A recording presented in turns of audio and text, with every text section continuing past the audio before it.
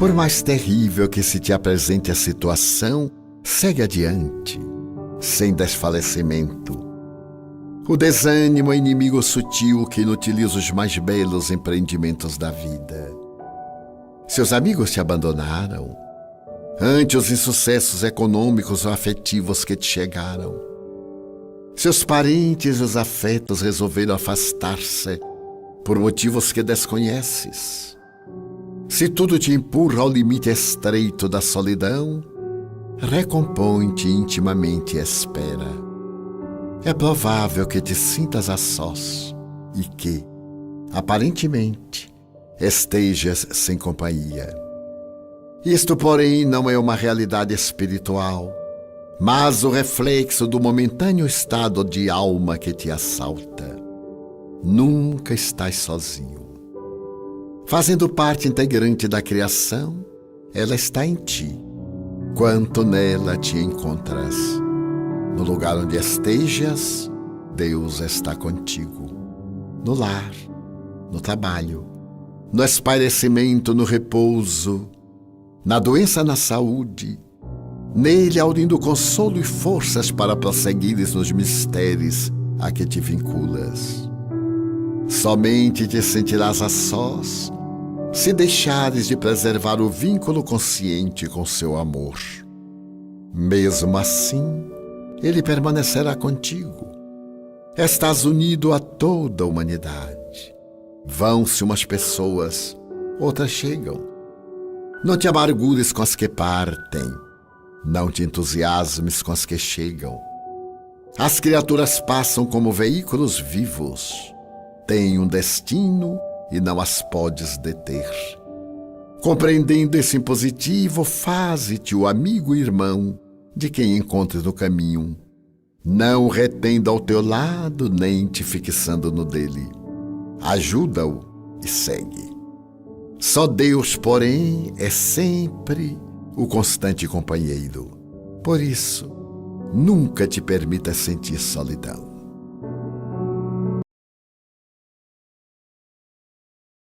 Que a paz do Mestre Jesus esteja entre nós.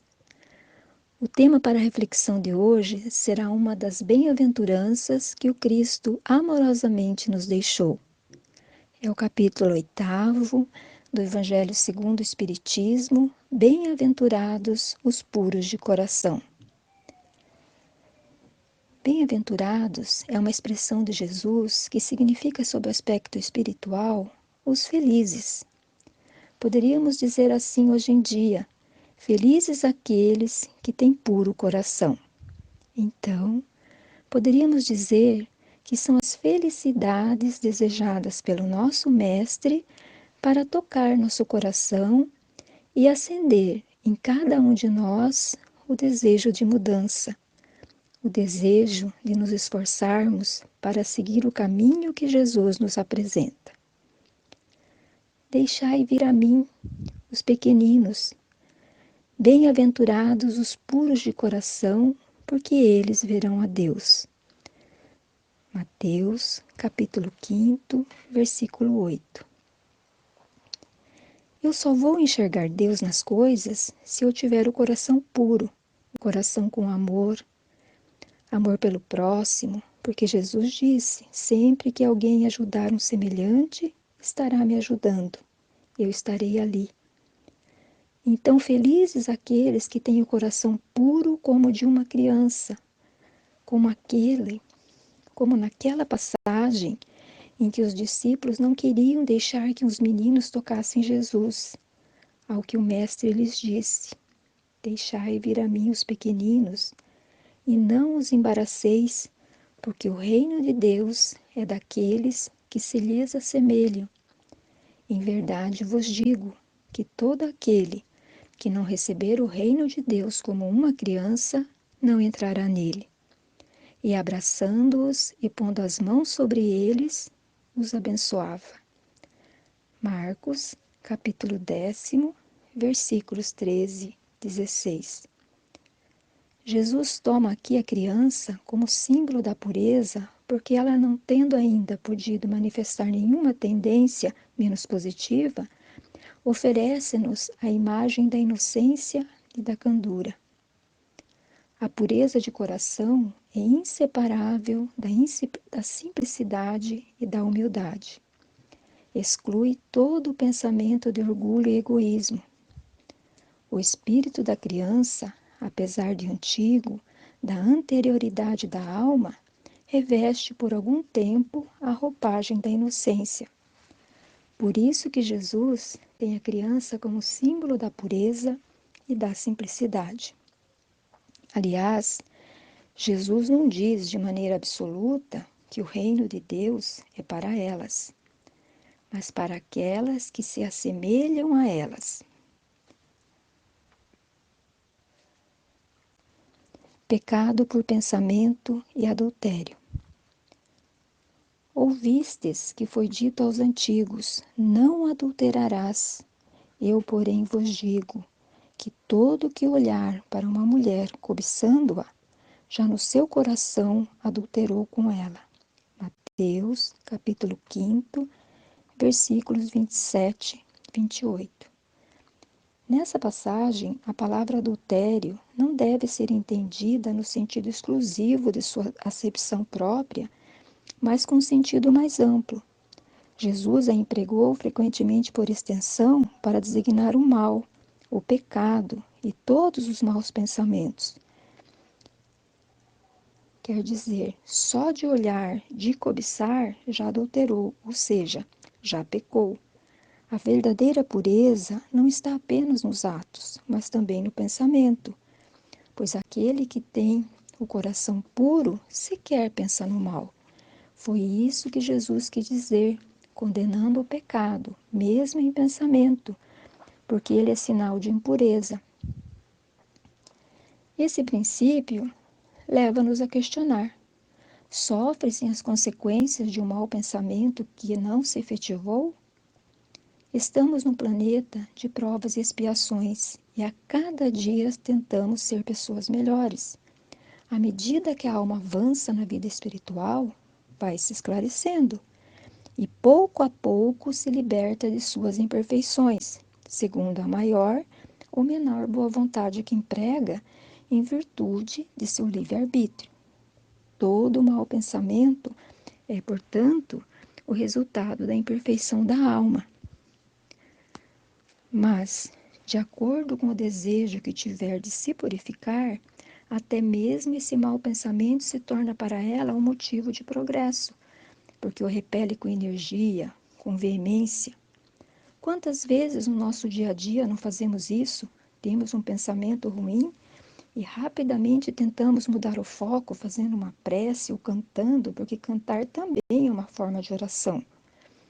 É o nosso esforço diário da nossa reforma íntima para não ceder à tentação de satisfazer um mau desejo.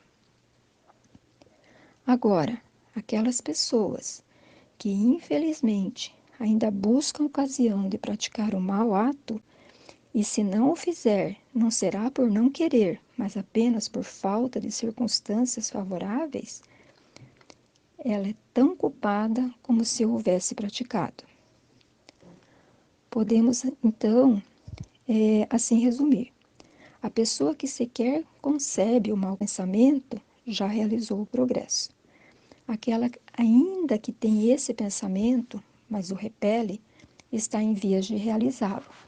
E por fim, aquela que tem esse pensamento e nele se compraz, nada fazendo para melhorar, ainda está sob toda a força do mal. Numa, o trabalho está feito, nas outras, está por fazer.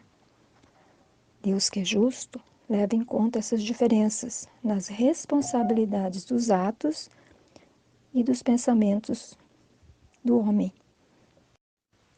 Verdadeira pureza e mãos lavadas. Vamos ver alguns trechos dessa passagem de Mateus, capítulo 15, versículos 1 a 20. Então chegaram a ele uns escribas e fariseus de Jerusalém, dizendo: Por que violam os teus discípulos a tradição dos antigos, pois não lavam as mãos quando comem o pão? E ele respondendo lhes disse: E vós também, por que transgredis o mandamento de Deus pela vossa tradição?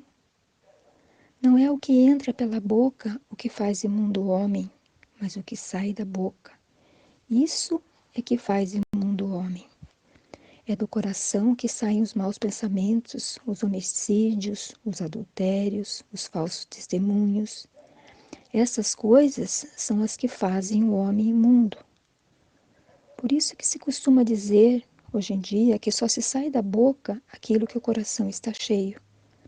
Os judeus haviam negligenciado os verdadeiros mandamentos de Deus, apegando-se à prática de regras estabelecidas pelos homens.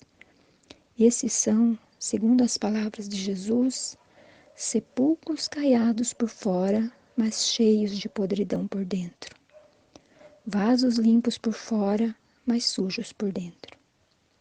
Isso porque era mais fácil observar os atos exteriores, como lavar as mãos, do que reformar-se moralmente, que é limpar o coração, torná-lo livre de impurezas. Assim também aconteceu com a doutrina moral do Cristo, que acabou de ser deixada em segundo plano, o que faz que muitos cristãos, à semelhança dos antigos judeus, creiam que a sua salvação está mais assegurada pelas práticas exteriores do que pelas da moral. A finalidade da religião é conduzir o homem a Deus, mas o homem não chega a Deus enquanto não se fizer perfeito. Toda religião, portanto, que não melhorar o homem, não atinge a sua finalidade. Aquela em que ele pensa poder apoiar-se para fazer o mal é falsa ou foi falseada. A crença na eficácia dos símbolos exteriores é nula quando não impede os assassínios, quando não impede as injustiças, quando não impede as fake news, quando não impede a prática do mal ao próximo, seja ela qual for. Ela faz supersticiosos, hipócritas e fanáticos, mas não faz homens de bem no verdadeiro sentido da palavra. Escândalo, cortar a mão. A etimologia, a origem da palavra escândalo, significa pedra de escândalo, armadilha, obstáculo que faz tropeçar. Em Mateus, capítulo 18, versículos 6, 11, temos: O que escandalizar, porém, a um desses pequeninos que crê em mim, melhor lhe fora que se lhe pendurasse ao pescoço uma moda tafona e o lançasse ao fundo do mar. Ai do mundo, por causa dos escândalos.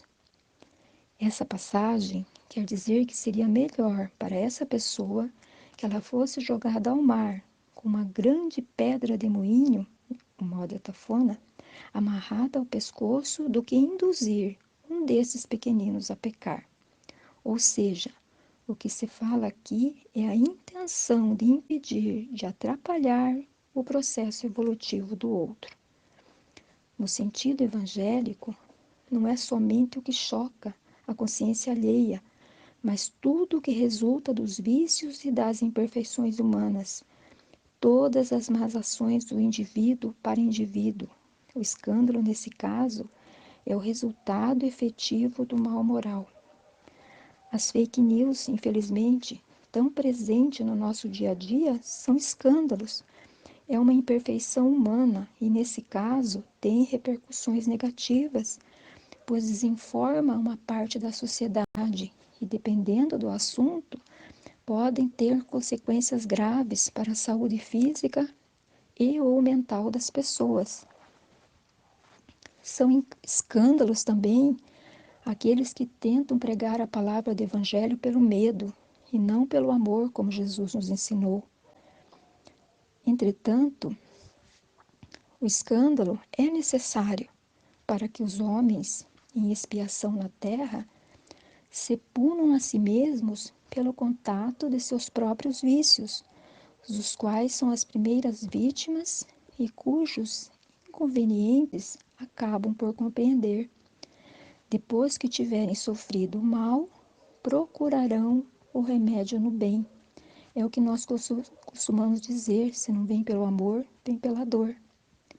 A reação desses vícios serve, portanto, ao mesmo tempo de castigo, expiação para uns e de provas para outros. Nessa passagem, Jesus utiliza de forma alegórica a expressão cortar o pé, cortar a mão e arrancar o olho se eles nos causam escândalo. O Mestre quis nos ensinar que devemos vigiar os vícios que possuímos e cortá-los, eliminá-los. É assim que evoluímos espiritualmente e cada um habitará um mundo de acordo com seu crescimento espiritual, pois há muitas moradas na casa do Pai. Enquanto estamos nesse planeta Terra, devemos cuidar não só de nós, espíritos no corpo, numa matéria, mas devemos cuidar também do planeta que nos acolhe amorosamente, sem destruí-lo. Estamos aqui de passagem e o que faremos para atenuar os efeitos dessa passagem sem exaurir os recursos da nossa Mãe Terra para as outras gerações? Reflitamos sobre isso, pois nossas ações ou omissões vão dizer qual morada da casa do Pai habitaremos. E se for novamente o planeta Terra? Que Jesus nos abençoe e nos inspire a ter a pureza de coração e a humildade de espírito. Agradecemos a Deus pela oportunidade de dividir um pouquinho do que estudamos. Pedimos a luz e o amparo da espiritualidade. Agradecemos também a Casa Espírita que nos acolhe. Nessa passagem que nos compete falar, João, o Evangelista, nos esclarece que essas crianças a quem o Cristo se refere pode ser qualquer um de nós, que às vezes nos comportamos como crianças, seja por medo ou por orgulho. Desafiamos a autoridade de Deus, como acontece às vezes quando somos ainda pequenos e desafiamos a autoridade dos nossos pais, mesmo que no fundo ainda saibamos que eles têm razão, né? Desafiamos a sabedoria deles, nos comportamos de forma errada, mesmo sabendo que terão consequências sobre os nossos atos. Mas agora já não é mais hora de ser como crianças, né? Me lembra aquela passagem também de primeira carta aos Coríntios, capítulo 13, que fala: quando eu era criança, falava como criança, pensava como criança, raciocinava como criança. Agora que me tornei homem, eliminei as coisas de criança. Então é isso que nos compete agora, eliminar as coisas de criança. Devemos manter a pureza, a humildade, a confiança, a vontade de aprender das crianças, a segurança que as crianças têm, que vão sem medo, né? E é dessa forma que Deus quer que nós ajamos nesse momento. É dessa forma que nós devemos nos apresentar, com confiança em Deus e sem medo. É assim que são as crianças e é assim que devemos ser. Devemos nos submeter à autoridade de Deus, que, como nós já estudamos, é um jugo leve, é suave, porque é sempre permeado pelo amor. Dessa forma, Jesus foi o iniciador do Espiritismo. O Espiritismo esse que hoje nos chama como homens de boa vontade.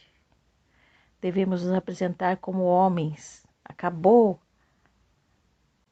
a infância do mundo. Hoje nós estamos naquela fase de transição, que já foi tanto falado no Evangelho, né? Estamos numa fase de transição do mundo. E agora devemos ter a responsabilidade sobre os nossos atos, a responsabilidade sobre aquilo, as nossas ações, aquilo que somos, aquilo que pensamos, né? A maneira como tratamos os nossos semelhantes. Nos apresentamos sim, cheios de humildade, de fé, de confiança, mas com entendimento de homem, de adultos que somos, de espíritos evoluídos que devemos ser nesse momento. Uma fase tão longa que nós já passamos, todos nós somos espíritos centenários, milenares, quem sabe, né? Tantas encarnações já vivemos, tivemos oportunidade de usufruir de todas as coisas do mundo, de todos os prazeres. Agora chegou a hora de nos atermos às nossas responsabilidades. Passou a fase da infância, né? O mundo hoje se encontra, que as pessoas falam, é um caos, estamos num caos, porque não tenho mais confiança nas pessoas, porque... Não é assim que devemos agir, não é dessa forma que devemos pensar sobre o mundo que está aí hoje, porque Deus tem o controle de tudo, não cai uma folha de uma árvore sem a permissão de Deus. Então Deus está sempre no controle, por que ter medo? Se estivermos fazendo a nossa parte, se estivermos agindo da melhor forma, não temos por que temer. Tá, eu não sou perfeita, tenho medo porque eu não sou perfeita. Sim, mas ninguém é perfeito nesse mundo ainda. Perfeito só Deus. Não atingimos a perfeição, mas estamos dando o melhor de nós. Se estamos dando o melhor de nós, não há por que temer. Vamos ter confiança em Deus. Tudo isso vai passar. Mas, eu repito sempre e volto a afirmar, essa transformação não acontece de uma hora para outra. Então, não venha no ano que vem me perguntar, oi, mas aquela fase de transformação, que essa fase não acaba nunca. Mas é assim mesmo. As coisas não acontecem dessa forma, de uma hora para outra. Muitos anos ainda virão sem que essa fase tenha passado. É uma coisa que não começou agora. O Evangelho nos fala desde a época de Kardec do que está acontecendo. Estamos já no limiar dessa transformação, mas ainda muitos anos virão. Porque não é o planeta que vai se transformar. Embora muita coisa possa mudar, quem se transforma são os homens que habitam o planeta. Não é o planeta que se transforma. Então, enquanto cada um de nós não tentar melhorar, o mundo não se transforma. Somos nós que fazemos o mundo. Cada um de nós tem que mudar o nosso interior, e mudando o nosso interior, mudamos as coisas à nossa volta, as pessoas à nossa volta, começando pela nossa família, mas não através da fala simplesmente, mas através dos exemplos, tratando bem as outras pessoas, cumprindo com os nossos compromissos com honra. acreditando nos nossos semelhantes. Porque eu sempre digo, às vezes, quando eu começo a perder as minhas esperanças no ser humano, eu me lembro que perder a confiança no ser humano é perder a confiança em Deus. Deus não faria criaturas que não pudessem se melhorar. Ao contrário, Ele nos criou para a perfeição. Ele nos criou para que sejamos perfeitos um dia. Ou quase perfeitos, né? Porque perfeito só Deus. Então não podemos perder a confiança no ser humano. E quando o outro erra com a gente, vamos lembrar sempre que o aprendizado é nosso. Quando o outro erra com a gente, vamos nos lembrar que nós também erramos outras vezes. Então nunca perder a confiança, porque a confiança deve ser depositada em Deus, não nas outras pessoas. Confie em Deus que tudo será melhor e tudo será melhor. E essa confiança que você carrega dentro de você vai fazer a sua vida melhor também. Então, essa fase que nós estamos passando, principalmente da pandemia, não deve nos fazer chorar, não deve nos fazer ficar triste, porque vamos nos lembrar que a vida não acaba quando acaba a vida nesse mundo. A vida continua. Então, aqueles que nós perdemos hoje, nós reencontraremos mais tarde. Aqueles que nós achamos que se foram para sempre, não se foram para sempre. Eles estão próximos a nós sempre. E reencontraremos novamente. Veremos novamente. Então, por que desacreditar? Por que ficar triste? É uma fase, vai passar. Tudo passa. O bom e o mal. Porque é necessário que assim seja. Então vamos transformar o nosso interior e dessa forma transformaremos o mundo. Que assim seja.